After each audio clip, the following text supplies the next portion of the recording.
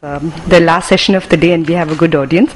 Let's move on. I don't have any financial disclosure. International uveitis study group classification. As per the classification, anterior uveitis is inflammation of the iris and the ciliary body. And with the latest classification, which is the Sun group of classification, what they say anterior uveitis is when the inflammation is predominantly in the anterior segment. So this is the isolated cases of those involving only the iris and the ciliary body. Now, anterior uveitis can be either mild, like the first slide which I have on the right, or it can be so intense. Now, it helps if we follow a step ladder approach in all cases of anterior uveitis. It includes a good history, a good examination, and once we do that, we get a good provisional diagnosis, and then we tailor investigations accordingly, come to a diagnosis, and finally treat the patient. The aim of this presentation is basically to give you clinical clues which can help us get to the provisional diagnosis, or we can narrow down our differential diagnosis so that we can achieve or subject the patient to limited tests and finally treat the patient adequately. Now, I cannot overemphasize the importance of taking a very good history, and when we take a good history, it should be in terms of onset, how the uveitis occurred, and whether the patient has good recurrence, has recurrences or has recurred in the past, and any predisposing factors. Now, there are some diseases which come with acute explosive onset, and this includes seronegative spondyloarthropathies, endophthalmitis, Posner-Schlossman, Behçet's, toxoplasma. So when we know the history that this is acute explosive, keep this in mind. In contrast, there are diseases which have a chronic onset, such as juvenile idiopathic arthritis, Fuchs, sarcoidosis, tuberculosis, syphilis, and finally the masquerade. The most common uveitis which comes again and again are usually viral and seronegative spondyloarthropathies. Now, it is always important for us to look back at all the records of the patient, especially the systemic records. Many times they come to you with the record, such as this patient with relapsing polychondritis with rheumatoid arthritis. So your diagnosis is easy and your management becomes much easier. Again, this is a patient with systemic sclerosis, with all the features of systemic sclerosis, and was referred for an ophthalmic evaluation. This is another patient with lupus, and if you see the ear, she has lupus there as well, and skin lesions. And so here there are clear-cut cases, and you just treat the anterior, the systemic is managed by the physician.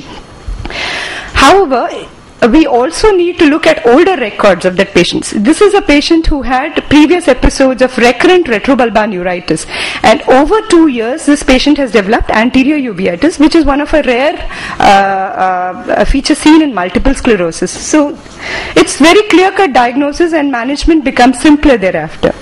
Sometimes when the patient walks in, it's easier to make a diagnosis. For example, this patient with ankylosing spondylitis, or this patient with rheumatoid arthritis, or this patient with old herpes zoster, where you can see the scars.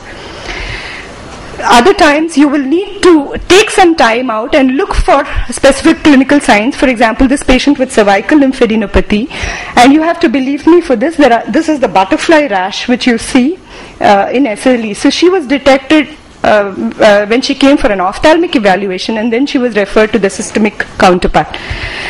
Now, all of us are familiar with the classic signs of uveitis, which includes ciliary congestion, keratic precipitates, aqueous flare, cells.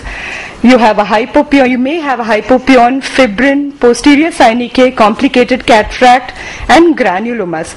Now, how we can use each sign and come to a provisional diagnosis?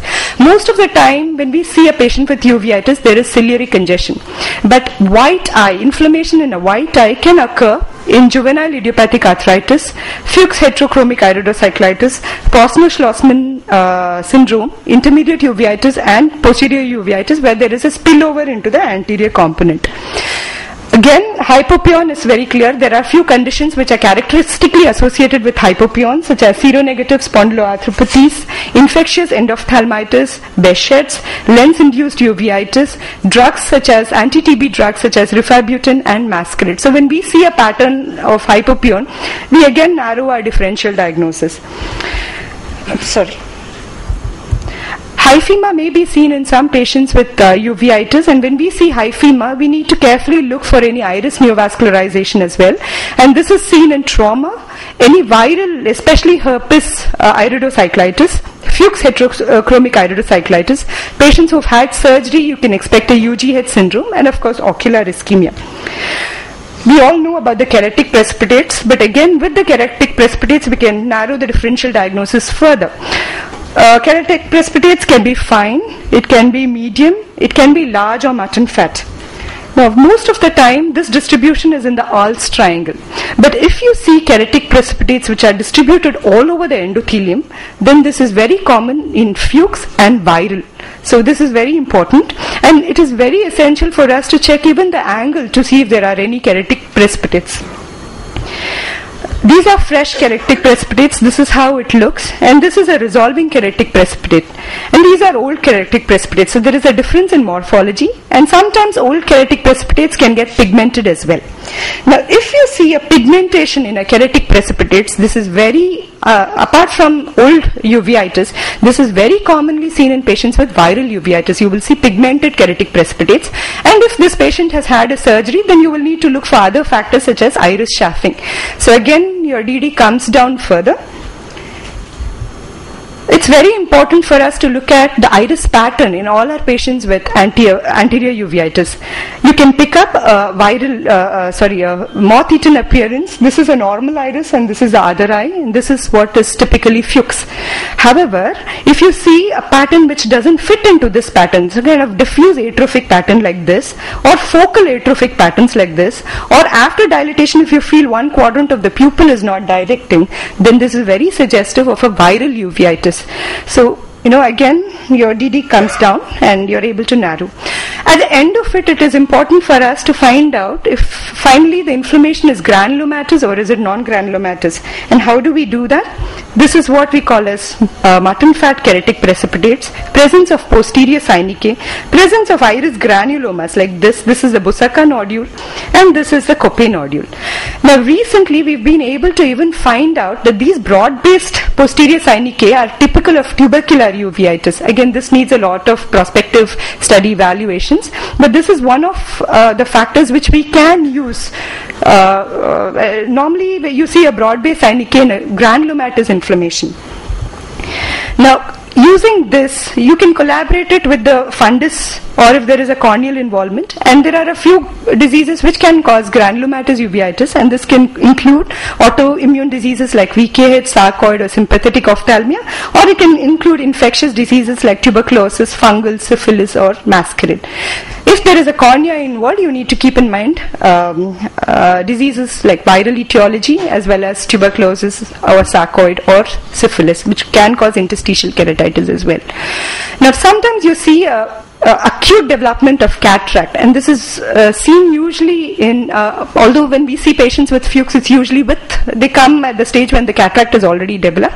But apart from that, if you have an acute onset of cataract, then it's more commonly seen in leptospiral uveitis as reported by Dr. Rathanan.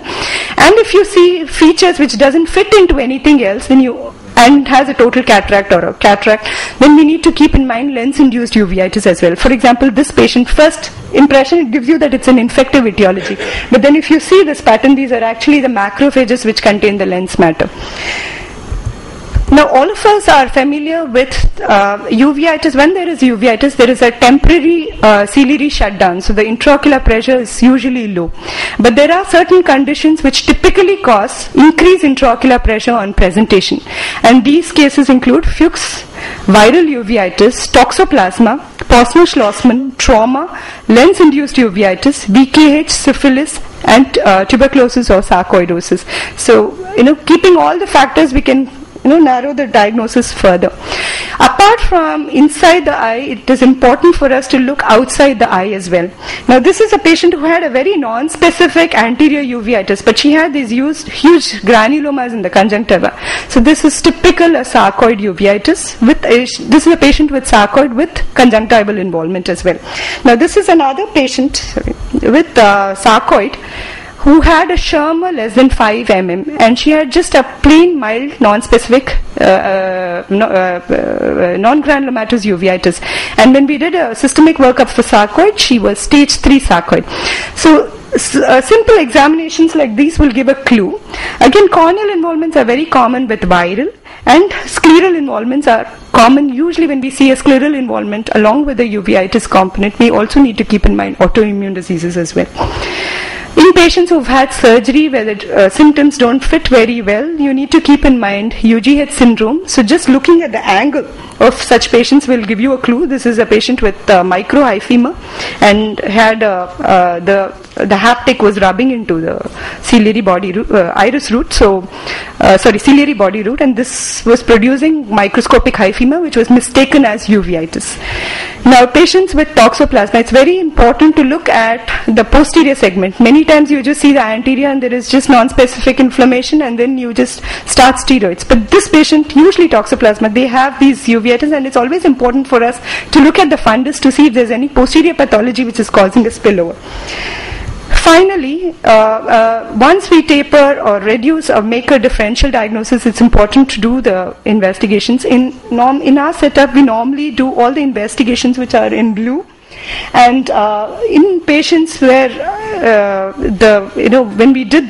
when you go back and look at the history and the type of uveitis, we subject the rheumatoid factor, anti-nuclear antibody, HLA-B27 in AC tab as and when required, depending on our clinical suspicion. Apart from that, the complete hemogram, serum angiotensin converting enzyme, MAN2, VDRL, urine routine, and chest X-ray is usually done for all the patients with uveitis. Again, the treatment, this is an overview of the treatment. If it is non-specific inflammation and not much of, without any systemic involvement, normally we just start them on steroids, topical. It could be topical, oral, or periocular. Sometimes the inflammation is very severe, for example, in patients with HLA-B27 related uveitis, and they may require periocular steroids.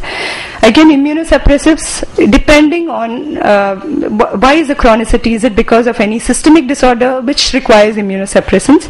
We give cycloplegics in all our patients. If the pressures are high, we top it with anti-glaucoma medications, and antibiotics, it could be antibacterial, antifungal, or antiviral depending on the case. Having said that, it's important to keep in mind what conditions can be mistaken for uveitis, and this is the most common condition, which is pseudo-exfoliation. These are the pseudo-exfoliative deposits which are there on the endothelium, and that can be normally mistaken for uveitis. This is a patient with posterior polymorphous dystrophy, so this is actually the problem in the corneal endothelium, which is mistaken for uveitis. These are mistaken for KPs. This is another patient who has a foreign body on the iris. This patient had a phacoemulsification, and the metal film at the end of the phaco tip was on the iris. That has elicited a reaction, and he has a foreign body granuloma. The removal of the granuloma, this uveitis settled down. This is a patient with a CA, and these are the secondaries on the iris. Krukenberg spindle can be usually mistaken for uveitis, and sometimes these kind of nodules in patients with neurofibromatosis can be mistaken for iris granulomas. So we need to keep this in mind whenever we are looking at patients with uveitis. Ultimately, it's a holistic approach. When we are dealing with anterior uveitis, we not only have to take the ocular, we'll have to consider the systemic systems as well. And we should work multidisciplinary approach depending on individual cases. Thank you so much. Thank you, Dr.